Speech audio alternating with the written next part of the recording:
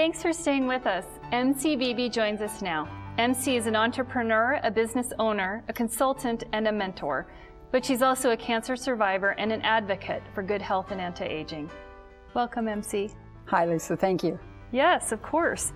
So, let's start out with this. You were a very active person and a lifelong tennis player until you were diagnosed with cancer. Can you tell us a little bit about how old you were when you were diagnosed? Right. You know, I actually been playing tennis since high school, so a long time. So I was working for the United States Tennis Association and was down in Lima. There were 2 courts. And at the time, I was 53. So I noticed that indeed there was a difference in my breast. And that was one of those things you'd read, you know, when there's a change, you should report that. Yes. So for me, been having regular checks, you know, no lump or anything, but there was a puckering on the left breast on the top. And so I decided I better go have this checked. All right. So once you were diagnosed and you visited with your doctor about a treatment plan, can you tell us a little bit about how the treatments you received affected your body? Yes. Well, since my doctor said I was young, Of course. 53. Yes. Yes, you are. I didn't think so at the time, you know, but he said we're going to do the treatments, chemo, and radiation. Okay. So at the time, the diagnosis, I decided and a lumpectomy. So I had the lumpectomy, and that was in August.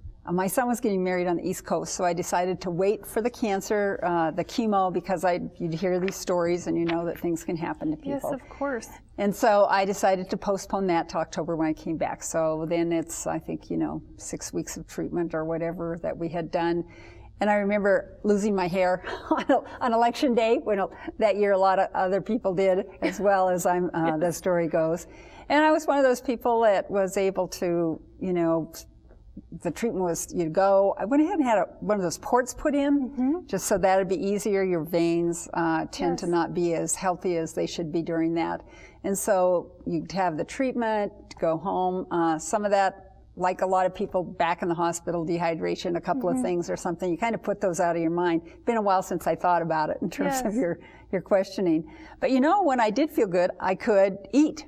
So I was one of those people who was able, well, I know a lot of people can't eat. I can eat. I already was a little heavy going into it, so eating was a part of my lifestyle behavior. So I actually continued to eat, and I got up to 220 pounds. Oh my goodness. Wow. So you ultimately became cancer-free. True. All right. And so that's amazing. That's great news. And congratulations. And when you found out you were cancer-free, how did you motivate yourself then to get active after you'd gone through all these things? It was so interesting. Where'd you start? I actually, you know, went to a couple of the cancer support groups, and those can work for a lot of people, and I recommend that. For me, it just wasn't where I wanted to be, and so my own support and friends. And I decided, if I continued to do all the same things that I had been doing, why would I expect a different outcome? And of course, the weight was one of the first things I decided that I wanted. As my hair was growing back in, I looked like Buddha for a while, I'm sure. And I looked around, I saw that you skinny people don't take seconds and actually sometimes don't eat everything on your plate. And I knew that I was going to be in for the long haul. I really needed a lifestyle change. And there was one other thing, Lisa, that sort of, because again, being early 50s, I saw a pictorial of the Queen Mother when she was 20, 30, 40, 50, 60, 70, 80, 90.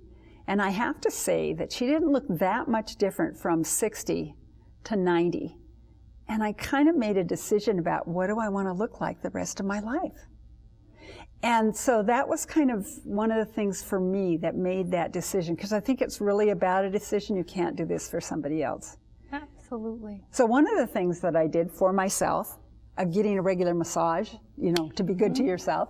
The other thing is that I hired a personal trainer. So they came to my house on Fridays, and we, of course, became great friends. But I had the weights there. I'm not really a go-to-the-gym kind of person. I like doing it at home.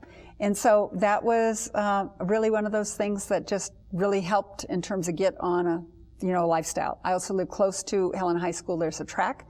I started walking a mile every day. Turns out I was able to lose more than 60 pounds. It took a whole year, lifestyle change. And I decided that You know, this is the way I want to be for the rest of my life, is active and to be able to live the life I want to live. Good for you, and congratulations. So how do you keep yourself motivated to stay so active?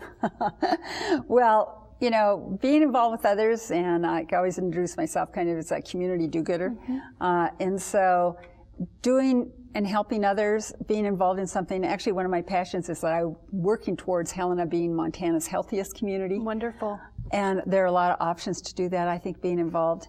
And someone had sort of said to me, well, when you're going to like pass the torch or something, and I read somewhere, I don't think I'm going to actually pass the torch. What I want to do with this torch is light the torch for others while I'm holding it. That's awesome. So in about 30 seconds, we have about 30 seconds left. What advice would you give people who are watching who have not been active? Well, you start just where you are, certainly, just getting up the little things. Take the stairs, park in the farthest place in the parking lot. You know, be good to yourself. And if you want something to eat that's good, eat just a little bit of it, but when it's fresh and not stale, you know, a week later. Treat yourself well. And to get a support group, to have a buddy that you can share with and can support you is also really important. That is just great information. Well, thank you for your compelling story. Certainly appreciate you being here. Thank you. You're welcome. Thank you. Up next, we're going to show you some exercises you can do at home. Stay with us.